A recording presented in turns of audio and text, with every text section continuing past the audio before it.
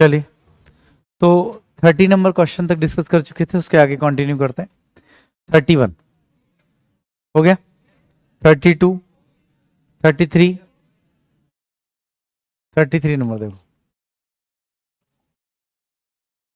जब भी इस तरह क्वेश्चंस आएंगे तो आपको दिए गए एक्सप्रेशन को सिंप्लीफाई करना पड़ेगा, क्योंकि वो सर्ड फॉर्म में है। अगर आप ध्यान देंगे तो रूट के अंदर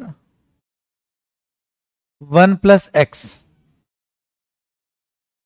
को देखा जाए तो रूट के अंदर 1 प्लस रूट 3/2। इस सिनेरियो में रूट के अंदर 2 प्लस रूट 3/2 और 2 से मल्टीप्लाई और 2 से डिवाइड, तो हम ये पाते हैं कि रूट के अंदर 4 plus 2 root 3/4 and this is equals to root 3 plus 1/2। कोई डाउट वहां तो रहिए। अगर इस बात से आप सहमत हैं तो रूट के अंदर 1 minus root X, 1 minus X को जब इसी सिनेरियो में लेके जाएंगे 1 माइनस रूट 3/2, तो ये आपका रूट के अंदर 2 माइनस रूट 3/2, 2 से मल्टीप्लाई 2 से डिवाइड, ये आपका रूट 3 माइनस 1/2 आ जाएगा। ठीक, और इन दोनों से अगर हम एग्री हैं तो हम वैल्यू पुटअप कर सकते हैं। इसलिए root 1 plus X plus root 1 minus X divided by root 1 plus X minus root 1 minus X. Root 1 plus X की वैल्यू जब हम पुटअप करेंगे तो root 3 plus 1/2 plus root 3 minus 1/2 upon root 3 plus 1/2 minus root 3 minus 1/2। 2 LCM लेके eliminate हो जाएगा, इसलिए ऊपर आएगा root 3 plus 1 plus root 3 minus 1, नीचे आएगा root 3 plus 1 minus root 3 plus 1। यहाँ पर 1 से 1 एलिमिनेट होगा तो 2 रूट 3 आएगा, यहाँ पर रूट 3 से रूट 3 एलिमिनेट होगा तो 2 आएगा। फाइनली आंसर रूट 3 आएगा।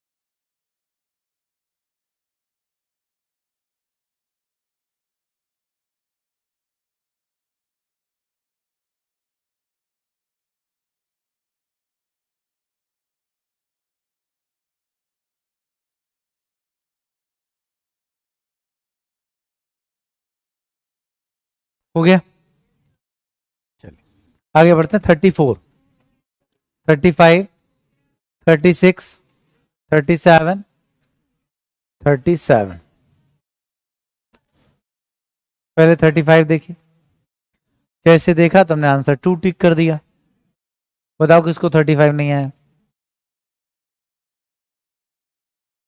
ठीक है, तो ये फॉर्मेट कल जस्टिफाई किया था, आप पलट के देखें तो आपको दिखेगा यहाँ 2 को छोड़कर 6 एक्स्ट्रा है, तो 6 6 दिखेगा आपको, 2 आए। ठीक, अगर नहीं समझ में आ तो दोबारा प्रूव किया जाए। सही है, चलो आगे। 36, 36 नंबर क्वेश्चन में, ये तो कराया था हमने। आप चाहें तो एम एन की वैल्यू ले लें। ठीक, एम की वैल्यू मान लो 1 और एन की वैल्यू 3 ले लो और एन की वैल्यू 1, √6 बन जाएगा और कोई विकल्प नहीं, 2 ले लो, है कि नहीं। तो x इक्वल टू आपके सामने, ये आपका बन जाएगा 3 और ये आपका 6, तो 3 और प्लस ये 3 माइनस 6, तो रूट इमेजिनरी बन जाएगा, है ना, तो 1 ले लो। ठीक, तो ये आपका 3 और ये 3 √6, बोलो सही है। और n और इसके बाद यहाँ पर प्लस, तो क्या हो जाएगा 0, और ये अपॉन नीचे √6, तो इससे x की वैल्यू क्या आ गई, 1 आ गई। अब जैसे हमने रखा तो 3 इंटू एन की वैल्यू कितनी है, 1 into X square that is 1, minus 2 into M की वैल्यू 3 और एक्स की वैल्यू 1, प्लस 3 इंटू एन की वैल्यू 1। टोटल देखा जाए तो आपके सामने 3 माइनस 6 प्लस 3, रिजल्ट इज 0। और 0 अगर ऑप्शन में जाए तो सिर्फ एक विकल्प। ठीक, नोट कर लीजिए।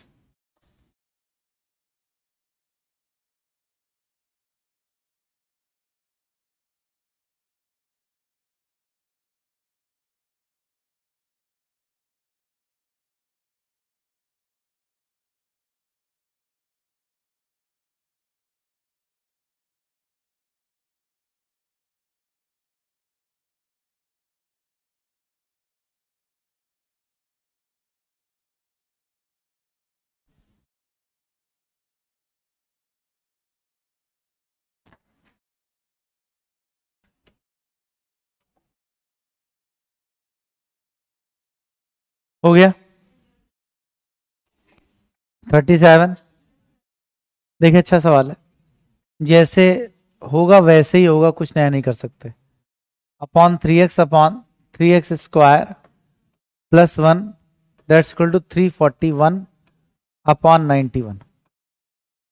अगर यहां पर सिंपली हम कॉम्पोनेंट डिविडेंडो का यूज करें तो x cube plus 3x plus 3x square plus 1 upon x cube plus 3x plus minus 3x square minus 1। तो ये तो इस तरफ हुआ, राइट हैंड साइड में हो 341 प्लस 91 अपॉन 341 माइनस 91। इस परिस्थिति में x plus 1 to the whole cube upon x minus 1 to the whole cube. इस तरफ टोटल 432 अपॉन 250, जिसको सॉल्व करेंगे तो आएगा कितना 216 डिवाइड बाई 125। यहां तक पहुंचने के बाद अब आप इसका क्यूब रूट ले लीजिए। जैसे ही आप क्यूब रूट लेंगे तो आप लेफ्ट हैंड साइड में पाएंगे x plus 1 upon x minus 1 that's equal to 6 upon 5। Agree है। अब जैसे ही हम यहां पहुंचे कि 6 अपॉन 5 आया, अब फिर से आप कॉम्पोनेंट डिविडेंडो का इस्तेमाल कर दीजिए। x upon 1 equals to 11 upon 1। चाहे तो क्रॉस भी कर सकते हैं, बट इस फॉर्मेट में कॉम्पोनेंट डिविडेंडो अगर लग सकता तो लगाने से सीधे आंसर दिखाई देता, क्या प्रॉब्लम।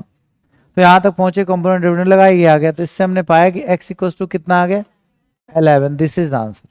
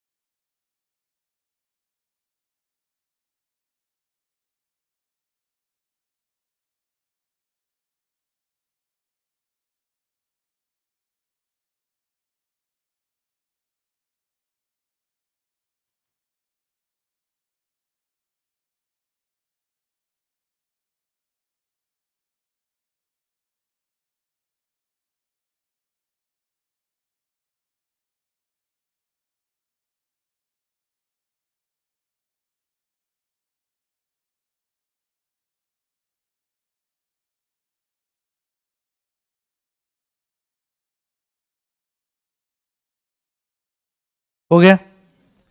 37 के बाद 38, 39, 30,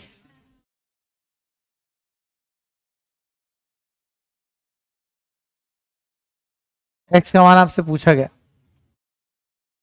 अगर आप ध्यान दें तो आपके सामने सीधे एक ही विकल्प है कि कंपोनेंट डिविडेंडों का इस्तेमाल किया जाए। तो आप यहां पाएंगे रूट के अंदर x plus one upon root x minus one, that's equal to 4x plus one upon 4x minus three. यहां तक ये पार्ट पहुंचा। फिर से आप अगेन स्क्वायर कर, यहां पे इसके बाद कर दिए स्क्वायर, तो आपका आ जाएगा x plus one upon x minus one, that's equal to 4x plus one to the whole square upon 4x minus one three to the whole square. इसके बाद अगर कंपोनेंट डिविडेंड लगाया जाए तो चीजें आसानी होंगी। तो फिर से हम दोबारा कंपोनेंट डिविडेंडो का यूज करते हैं, जिससे उनके योग और अंतर का अनुपात बने और उसको देखा जाए। जैसे इस तरफ आ जाएगा x upon one left hand side में, जब कंपोनेंट डिविडेंड ले जाएगा x अपॉन वन। इस तरफ हमें सॉल्व करना पड़ेगा x plus one to the whole square plus 4x minus three to the whole square upon 4x plus one to the whole square minus 4x minus three to the. इस स्थिति में कुल मिलाकर देखा जाए तो आपके सामने x upon one that's equal to 16x square plus one plus 8x plus 16x square plus 9 minus 24x upon 16x square plus one plus 8x minus 16x square minus 9 plus 24x। ठीक स्थिति ये बनी और solve करने के लिए मजबूर कर रहा है, तो क्वेश्चन को सॉल्व करनी पड़ेगी। एक काम बस इतना सा हो सकता था कि यहां पहुंचने पर आप एक्स वैल्यू ऑप्शन रखते, लेकिन क्योंकि एक्स वैल्यू फ्रैक्शन में तो हमारे लिए फिर भी कैलकुलेशन हो ही जाती। ठीक, इक्वेशन एक है, वेरिएबल्स की संख्या भी एक है, इसलिए कोई वैल्यू अप्रोच लग नहीं सकती। जितनी इक्वेशन उतने ही वेरिएबल अवेलेबल हैं, तो वैल्यू अप्रोच का यूज हो नहीं सकेगा, तो सिंप्लीफाई ही करना पड़ेगा। इस स्थिति में हम देखेंगे तो हम ये पाएंगे 16x स्क्वायर एलिमिनेट हो जाएगा। ये आप देखेंगे x upon one that's equal to 32x square, 32x square minus plus 16x minus 16x और plus 10 upon 32x plus minus 8। Solve करें तो x की वैल्यू क्रॉस मल्टीप्लाई करेंगे तो 32x square minus 8x that's equal to 32x square minus 16x plus 10। इस स्थिति में हमने सिंपली पाया, ये आपका इससे एलिमिनेट हो जाएगा और x का मान निकल आएगा, x बराबर 5/4। तो वैल्यू ऑफ x इज 5/4 आपका आंसर।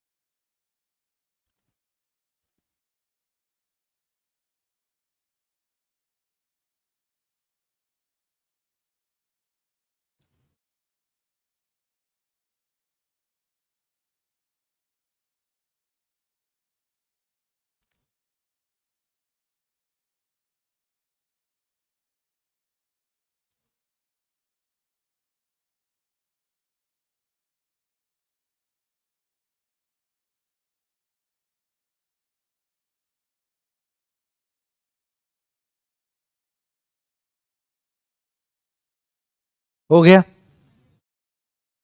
39 के बाद 40 हो गया, 41, 41। देखिए ध्यान से, 1 minus p x upon 1 plus p x equal to this, x का मान निकालना है। देखिए ध्यान से, 1 plus p x upon sorry root के अंदर 1 plus q x upon root के अंदर 1 plus p x q x, 1 minus q x equal to, इसको इस तरफ भेज दो तो 1 plus p x upon 1 minus p x. कोई दिक्कत समस्या? सिंपली इस बात पे ध्यान दिया जाए तो ये आपके सामने स्क्वायर करेंगे 1 plus q x upon 1 minus q x, that's equal to 1 plus p x to the whole square upon 1 minus p x का होल स्क्वायर। यहां तक पहुंचने के बाद अब आपको क्योंकि वैल्यू चाहिए एक्स की तो स्क्वायर करना पड़ेगा, फिर कहीं जाकर एक्स का मान निकल पाएगा। तो यहां पर कंपोनेंडो डिविडेंडो का प्रयोग तो आपके सामने आ जाएगा 1 अपॉन क्यू एक्स, और जब ये दोनों जुड़ेंगे तो आपका आएगा 2 bracket 1 plus p square x square.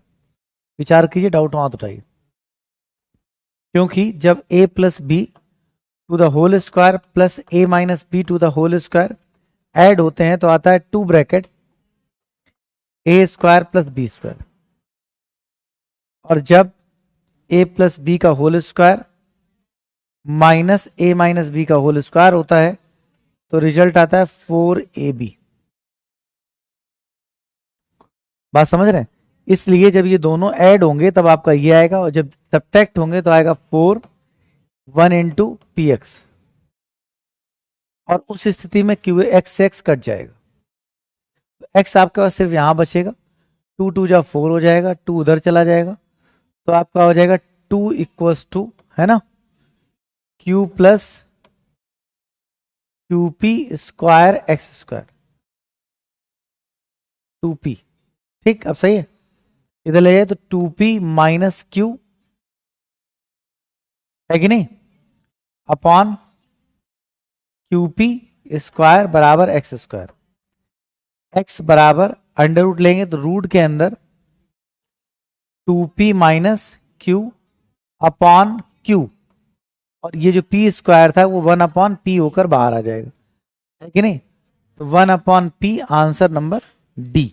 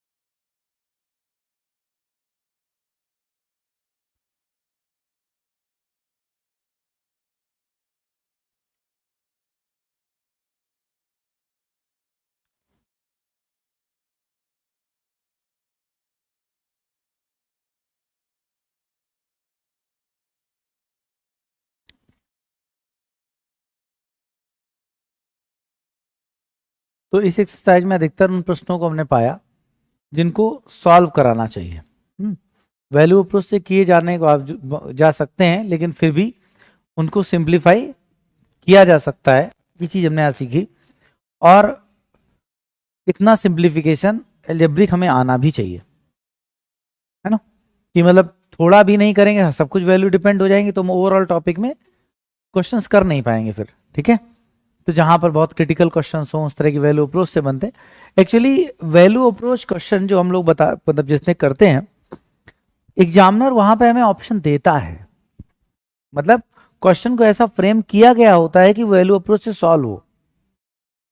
ठीक, वो दिखाई देता है कि इसमें वैल्यू लेकर सॉल्व किया है, जल्दी फटाक से हो जाएगा, तो उनको हम वैल्यू अप्रोच से करते हैं। उनको अगर हम जनरल बनाने का प्रयास करेंगे तो हम लंबा फंस जाएंगे, और बहुत सारे क्वेश्चन होंगे जो उस लिमिटेड टाइम में तो कभी बन ही नहीं पाएंगे।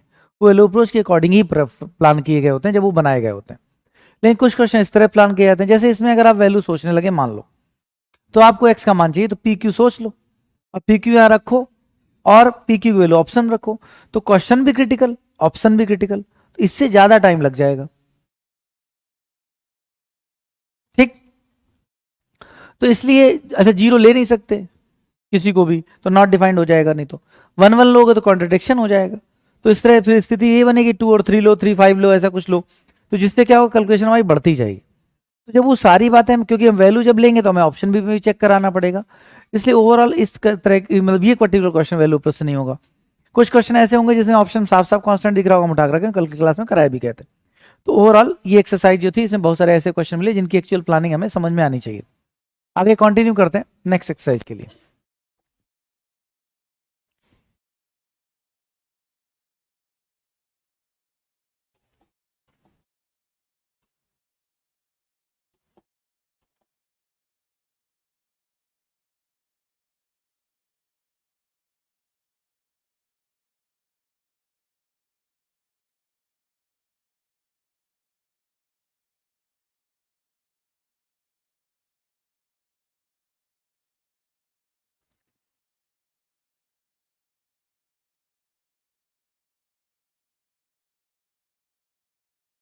देखिए, तो ये एक्सरसाइज जिसमें पूरी तरह से हमें कुछ चीजें याद रखनी है,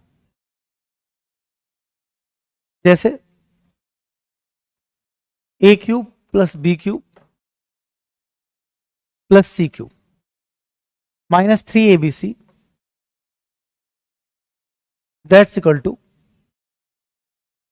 ए प्लस बी प्लस सी अंदर bracket A square plus B square plus C square minus A B minus B C और माइनस सी ए।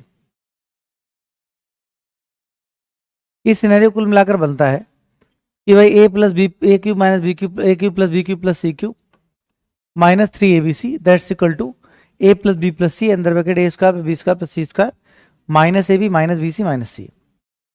यहां पर इफ सबसे पहली कंडीशन, यदि A plus B plus C को हम शून्य कर लें,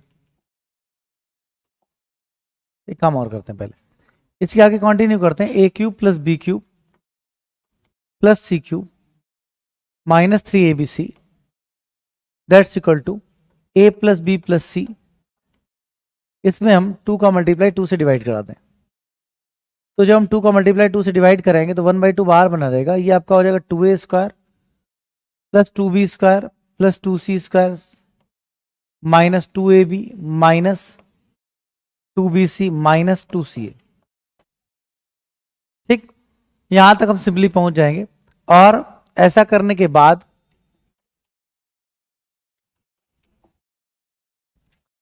ए cube plus B cube plus C cube minus 3 ABC equals to A plus B plus C अंदर ब्रैकेट एक ए स्क्वायर एक बी स्क्वायर और ए बी पूरा अगर लिया जाए तो हमारे पास फॉर्मूला बनेगा A minus B to the whole square. एक बी ले लीजिए, एक सी ले लीजिए और बी सी पूरा ले लीजिए, तो आपके सामने बनेगा plus B minus c to the whole square plus एक सी ले लीजिए, एक बचा हुआ ए ले लीजिए और सी ए पूरा ले लीजिए, तो आप होल स्क्वायर। बोलो सही है? और 1/2 जो था उसको हमने आगे भेज दिया, तो ये हो जाएगा। तो then a minus B to the whole square plus b minus c to the whole square plus c minus a to the whole square, जो दूसरा पार्ट है वो 0 हो जाएगा। तब फिर से वही काम, then a cube plus B cube plus C cube minus 3 ABC बराबर 0, तभी 0 पाया जाएगा। बात क्लियर है?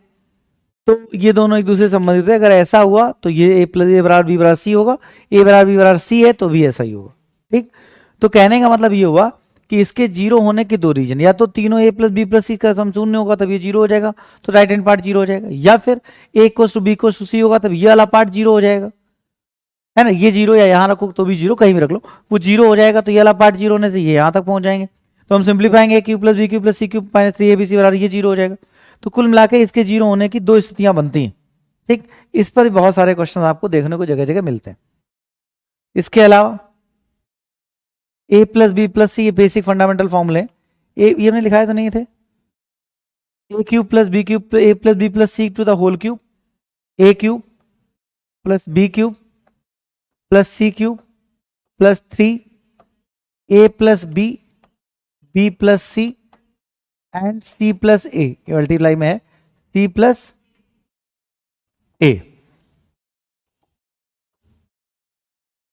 ये आपका A plus B plus C के होल क्यूब का फॉर्मूला है। इसको थोड़ा एक्सपेंड करें तो इसको हम ऐसे भी लिख सकते हैं कि A plus B to plus C to the whole cube equals to A cube plus B cube plus C cube. अब इसको एक्सपेंड करिए, जब मल्टीप्लाई करोगे तो three A square B plus three A B square plus three B square C plus three B C square plus three C square A plus three C A square plus six A B सी।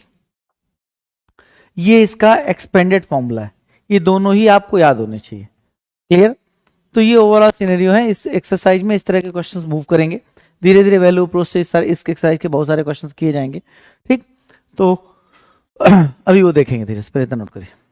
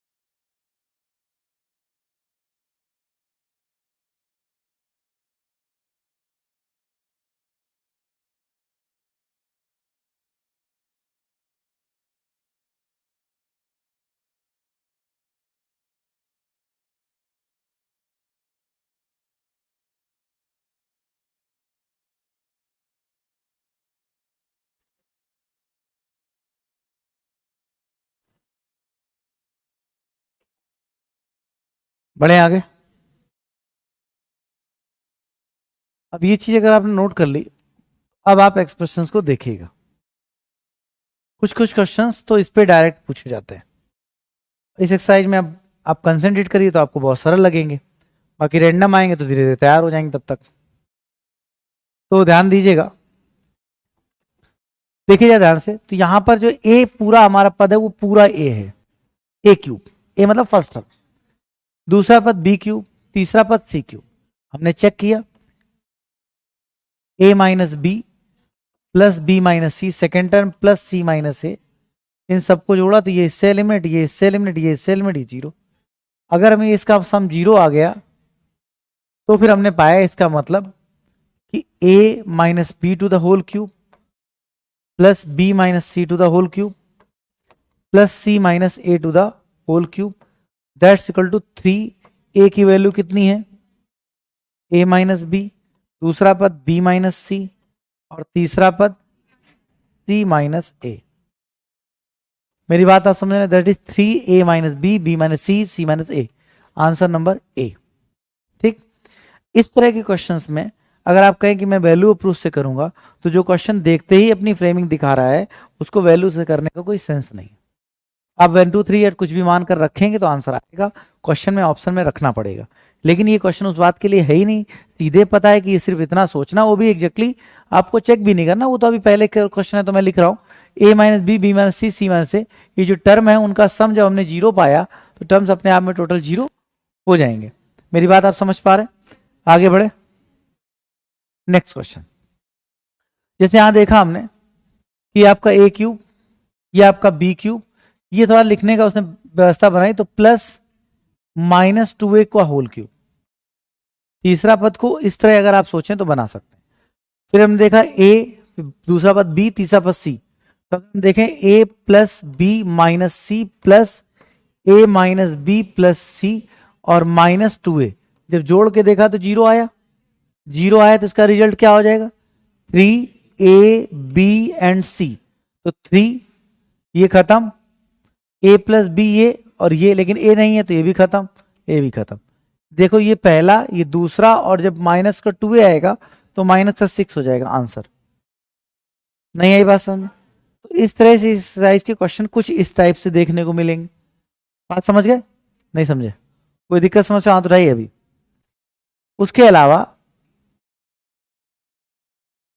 मान लेते हैं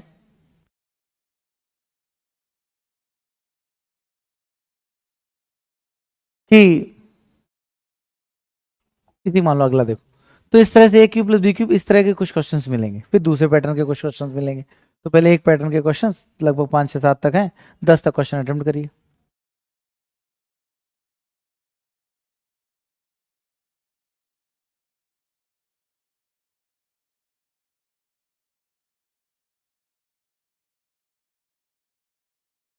पांच minute बस।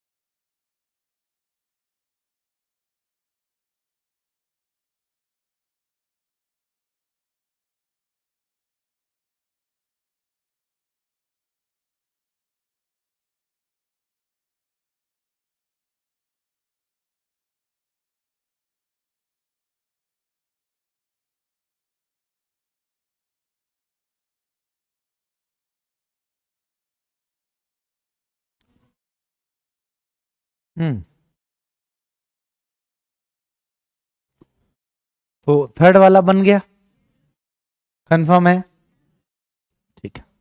Fourth one confirm, same type, नहीं आया तो हाथ उठा दीजिए, ठीक। फिफ्थ, अब देखो, अगर आप देखेंगे तो ये आपका A cube plus B cube plus C cube minus 3 ABC इस तरह लिखा हुआ है। जैसे इस तरह लिखा हुआ तो हमने कहा इसको सिंप्लीफाई किया जाए। अब दिक्कत इस बात की है कि अगर हम इसको ए बी सी मानते हैं तो हम उसी फॉर्मेट में जाकर कहीं ना कहीं सेट कराना पड़ेगा जो हमने सीखा। तो सीखा क्या हमने, सीखा कि भाई अगर इस फॉर्मेट में रिजल्ट लाना है तो उसका दूसरा वाला फ्रेमिंग था 1/2, उसको ले जाकर सेट कराना पड़ेगा। तो आपके सामने आ जाएगा 1/2, फर्स्ट ब्रैकेट में a plus B plus C, तो 2a minus B plus 2b minus C plus 2c minus A. बोलो सहमत है? अंदर ब्रैकेट a माइनस बी, तो a की जगह ये और माइनस ये, तो हो जाएगा 2a माइनस बी माइनस और ये प्लस, समझ रहे हैं? तो हो जाएगा क्या, 2a minus 3b plus C to the whole square, ठीक। उसके बाद प्लस ये इससे माइनस, तो 2b minus 3c plus a to the whole square plus 2c minus 3a plus B to the whole square. ये वाला पार्ट 2a ए बचा, 2b B बचा, सी बचा, तो 1/2 a प्लस बी प्लस सी,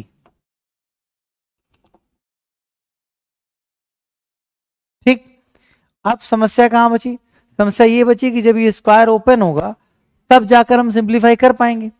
इन दोनों में, इन सारे ब्रैकेट्स में अगर हम ऑप्शन की तरफ देखें भी तो इन सारे ब्रैकेट्स में ए बी सी इस तरह से बिल्कुल सेम है, इन सब में कोई चेंज दिख रहा है?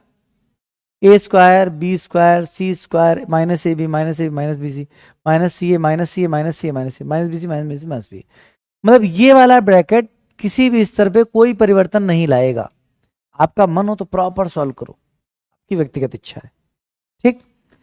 आराम से उसको स्क्वायर करो, थोड़ा सा मल्टीप्लाई करो, हैं, और वहां ना हो पाए तो घर में आके करो, लेकिन करो। आपका मन हो तो इसके बाद सीधे सॉल्व करते रहो। मतलब देखो तरीका क्या कहता है, अगर यही पर्टिकुलर क्वेश्चन हो तो क्या करना चाहिए वो क्लास में हम कर रहे हैं, ठीक।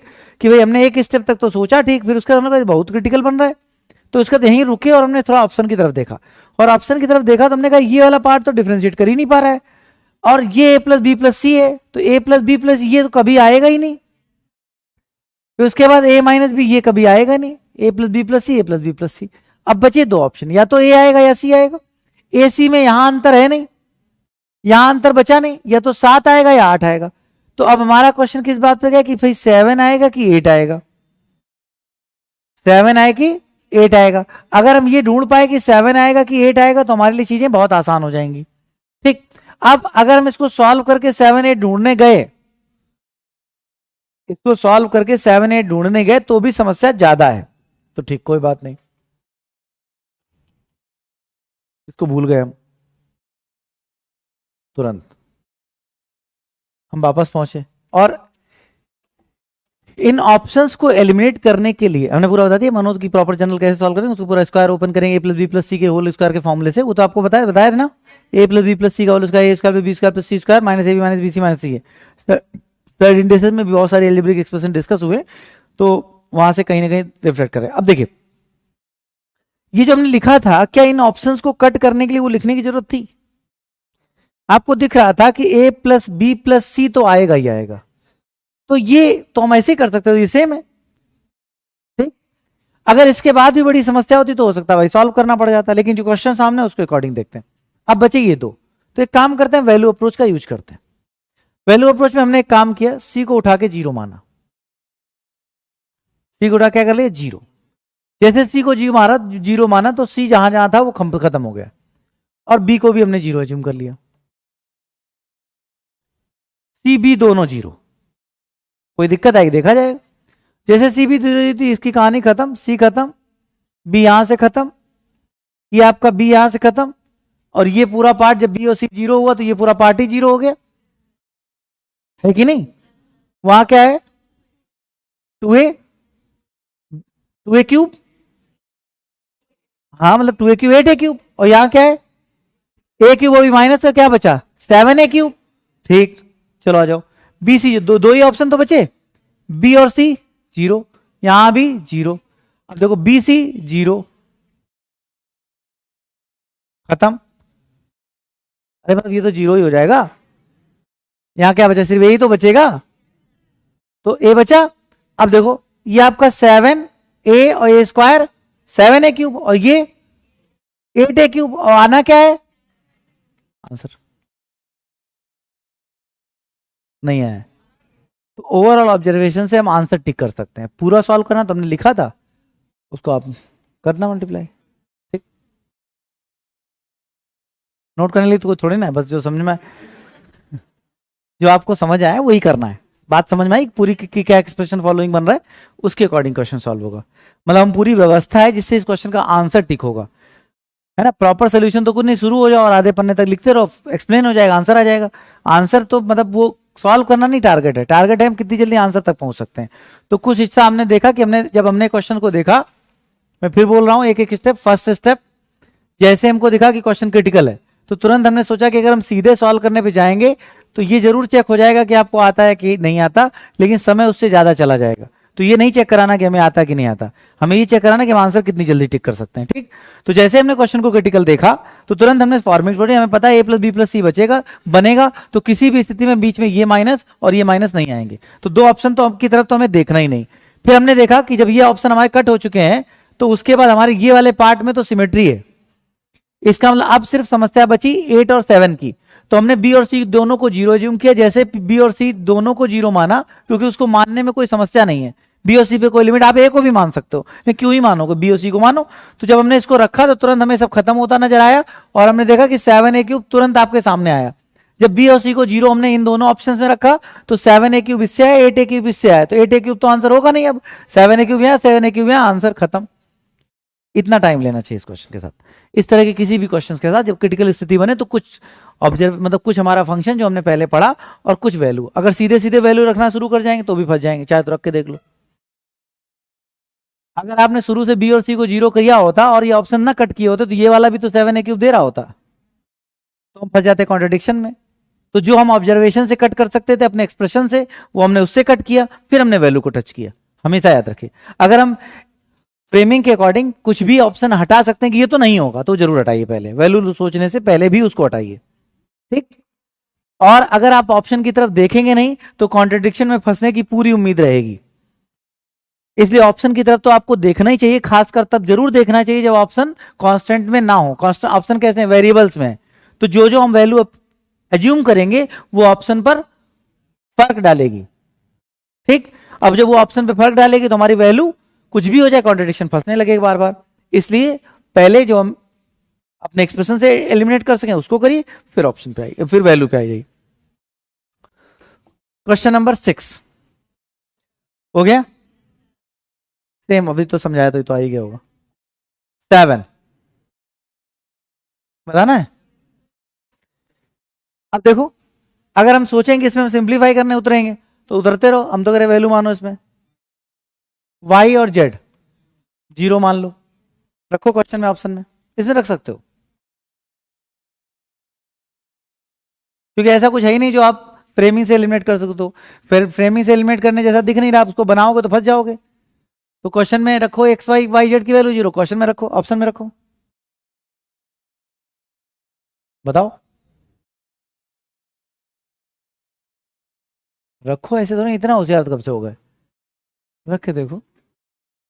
हाँ मतलब देख के बता देते हो। 6x³ ऑप्शन में, किससे 6x³ आया?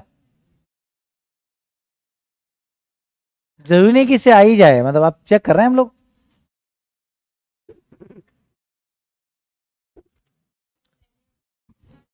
और किसी से नहीं आ रहा, बस खत्म। और किसी से तो नहीं आ रहा? आ रहा है? केवल एक से आ रहा है कि दो, कहीं से आ रहा है? दो से आ रहा है? चारों से आ रहा है?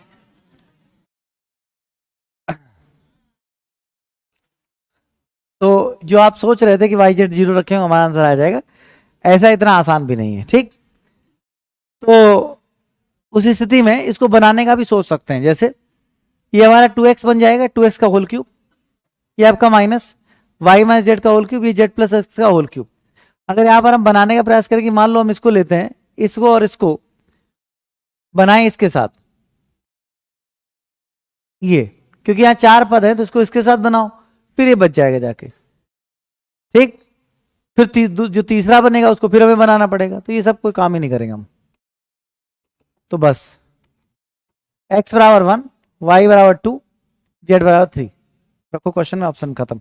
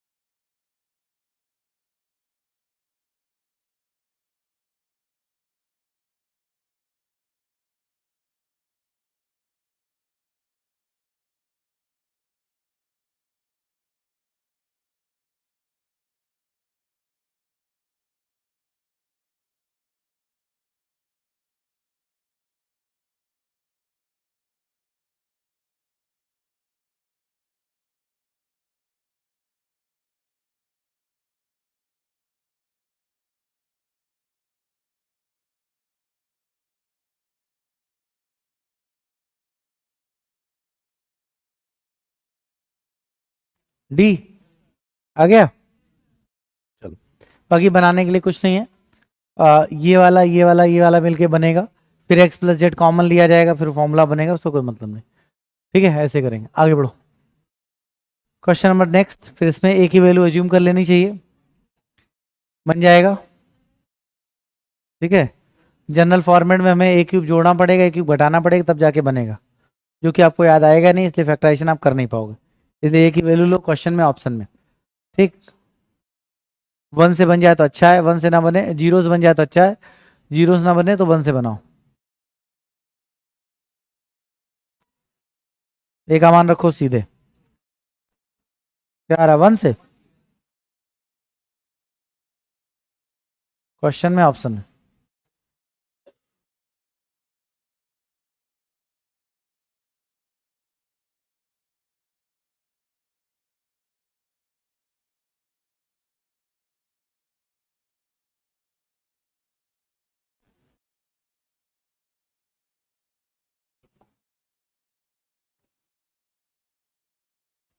बढ़े आगे।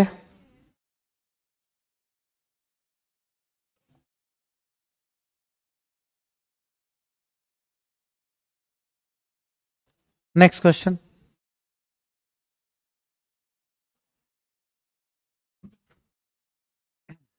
अब इसको पहले ट्राई करो, क्योंकि क्वेश्चन ने आपको एबीसी की वैल्यू दे दी है, इसलिए वैल्यू एज्यूम करने की परमिशन आपके हाथ में नहीं है।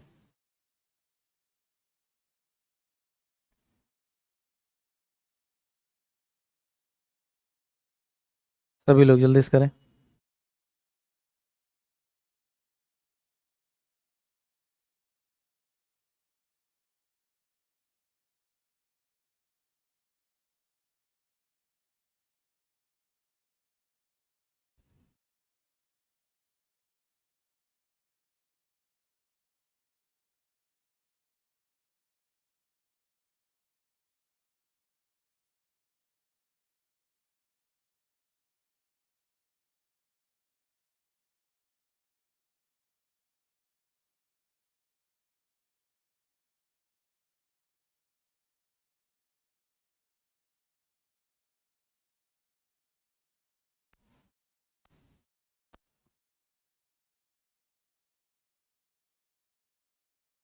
आ गया।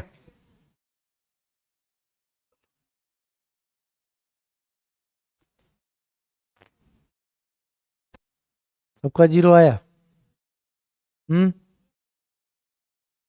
एक और करो। क्या जीरो है सर? कहाँ जीरो? एबीसी पॉजिटिव है, वहां रखो जीरो, कभी जीवन में नहीं आएगा।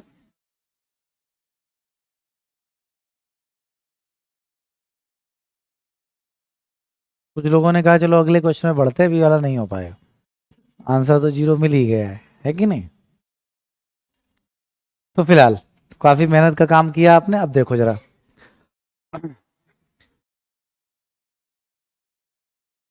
यहां पर एग्जैक्टली ये ए जो है वो टू है, इसलिए वो ए लिख पाया।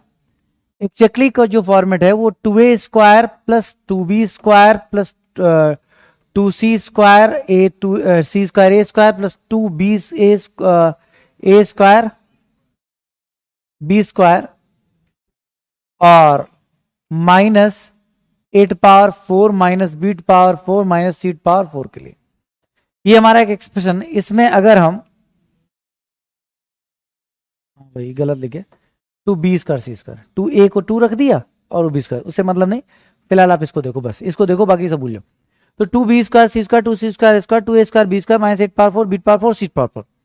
अगर यहां पर देखा जाए तो कुल मिलाकर हम सिंपली पाते हैं कि अगर हम इसमें टू ए स्क्वायर टू बी स्क्वायर सी स्क्वायर मान लो पहला पद जोड़ दें और टू बी स्क्वायर सी स्क्वायर सब्ट्रैक्ट कर दें प्लस टू बी स्क्वायर सी स्क्वायर प्लस टू सी स्क्वायर ए स्क्वायर प्लस टू ए square B square minus eight power four beat power four minus seat power four. यहां पहुंचने के बाद अब जरा इस टू बी स्क्वायर सी square जो हमारे पास, ये हमारा ओरिजिनल पार्ट था, ये हमने जोड़ा घटाया है, इसको दे दीजिए तो आपके सामने आ जाएगा फोर बी स्क्वायर सी square minus two B square सी स्क्वायर प्लस टू सी स्क्वायर ए स्क्वायर प्लस टू ए square B square minus eight power four minus beat power four minus seat power four. बोलो एग्री है? यहां पर four B square सी square minus sign common,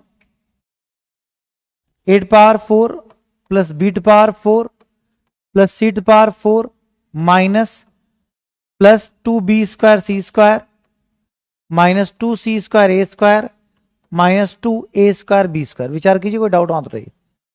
यहां से लेकर यहां तक में हमने माइनस साइन कॉमन लिया, माइनस कॉमन लिया तो ये प्लस होगा, ये माइनस था तो प्लस हुआ, बाकी माइनस हो गए। बोलो सही है? इसको हम two B C to the whole square लिख सकते हैं और इसको हम A square minus B square minus C square का होल स्क्वायर लिख सकते हैं। याद करिए सर्टेन डिजिट में जिसके साथ प्लस होगा वो या तो दोनों माइनस है दोनों पॉजिटिव, क्योंकि यहां बड़ा छोटा पता नहीं है इसलिए दोनों को हमने माइनस कर लिया, ए को प्लस कर लिया। अब देखो सही है, सी स्क्वायर ए स्क्वायर ये है ना? बोलो सही है? तो ये पूरा A square minus B square minus C square का होल स्क्वायर है। तो ए की पावर फोर बी की पावर फोर सी की पावर फोर, फिर उसके बाद प्लस टू बी सी जब करोगे तो प्लस हो जाएगा, ये सी ए फिर C B C A B, तो ये सब निगेटिव आते जाएंगे। सही है? अब देखो a square minus B square का formula two B c plus a square minus B square minus C square और दूसरे ब्रैकेट में two B C minus a square plus B square plus C square, A square minus B square A plus B a minus b. सही है? कोई दिक्कत? फिर देखो to B C, फिर देखो आप टू बी सी और ये, तो यहां पर हम लिखेंगे A square minus B square C square B square plus C square B square plus C square minus two B C.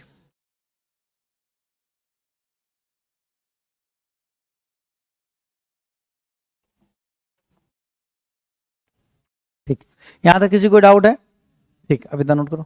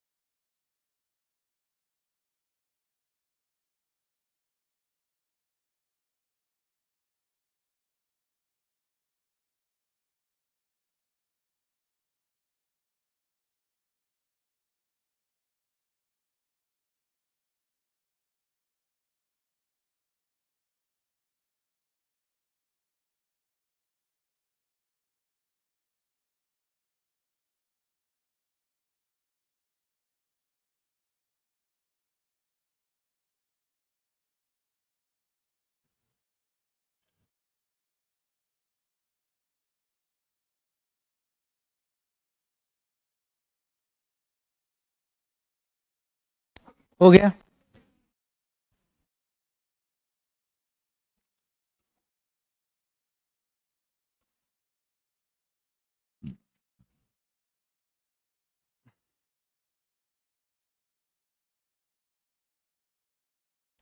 इसके बाद का स्टेप देखिए।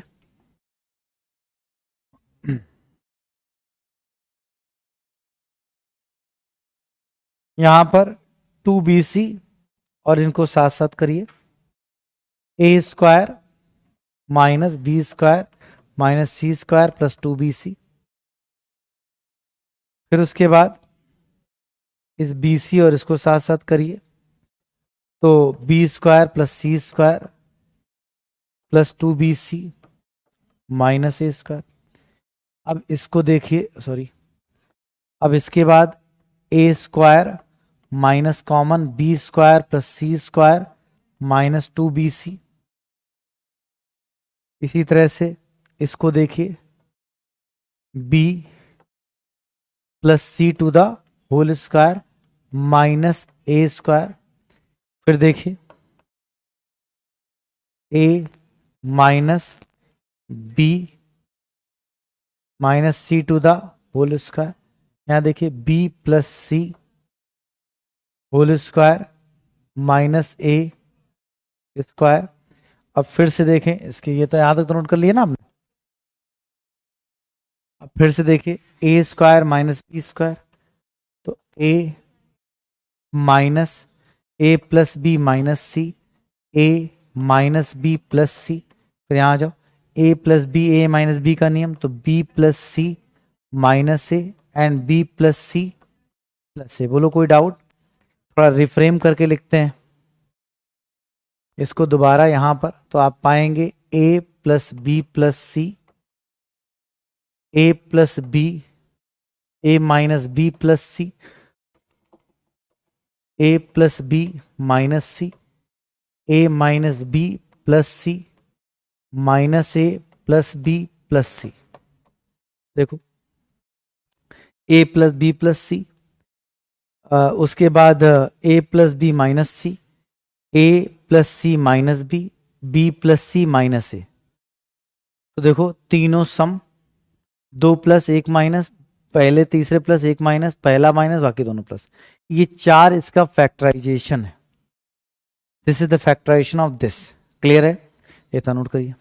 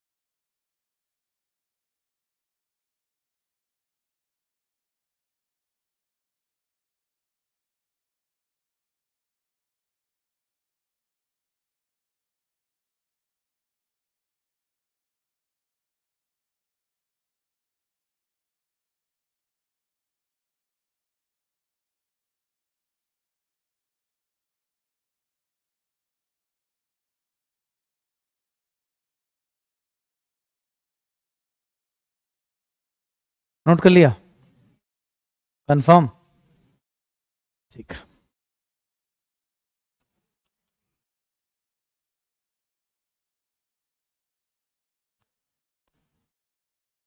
इसका मतलब ये हुआ कि A plus B plus C बराबर 0, और if A plus B minus C बराबर 0, और A minus B plus C बराबर 0, और minus A plus B plus C बराबर 0, इन चारों में से कोई भी कभी भी शून्य हो पाया है, तो देन हम ये कह पाएंगे कि 2B² C² plus 2C² A² plus 2A² B² minus 8 power 4 minus B power 4 minus C power 4 बराबर 0 हो जाएगा।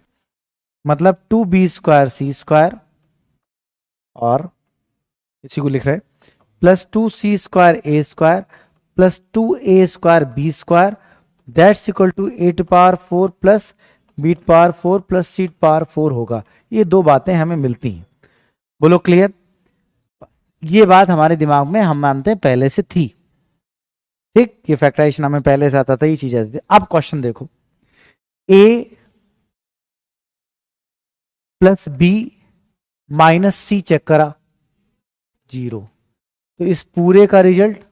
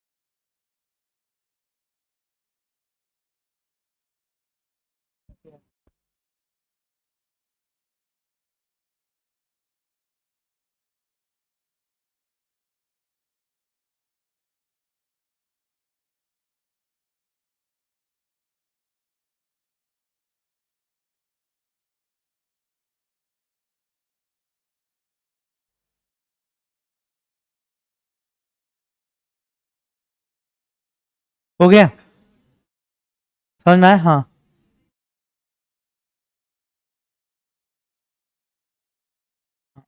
इन चार में से कोई भी एक 0 हो गया तो इसका पूरा रिजल्ट 0 हो जाएगा।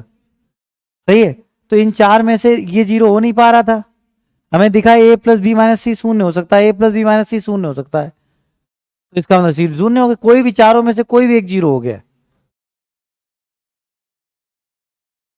ठीक, अब इस क्वेश्चन पे आओ, देखो यहां हमने देखा a minus A plus B plus C 0 है, देखो। ठीक, तो ये पूरा होता है तो इसके इक्वल टू 0 होता है, लेकिन पूरा है नहीं तो क्या आएगा?